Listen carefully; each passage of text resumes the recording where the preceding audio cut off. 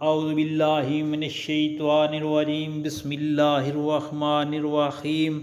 السلام علیکم پیارے بہن بھائیوں، 11 مرتبہ یہ دعا پڑھنے سے تمام بیماریاں، آفات، مصیبتیں ختم۔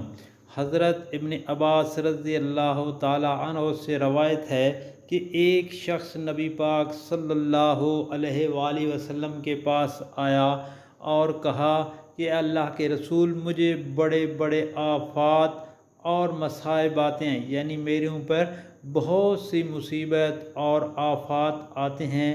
تو اس پر نبی پاک صلی اللہ علیہ وآلہ وسلم نے ارشاد فرمایا، جب صبح ہو تو آپ یہ دعا 11 مرتبہ پڑھیں۔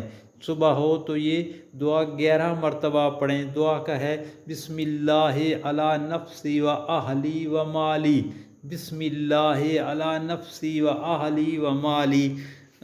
دوستو، یہ دعا 11 مرتبہ صبح پڑھنے سے تمام بیماریاں، آفات اور مصیبتیں اللہ پاک دور فرما دیتے ہیں۔ اور آپ سے گزارش ہے کہ نبی پاک صلی اللہ علیہ وآلہ وسلم کی اس دعا کو آگے گھر والوں، دوستوں اور عزیز و اقارب میں شیئر کریں۔ اللہ پاک آپ کے لیے آسانیاں پیدا کرے، آمین۔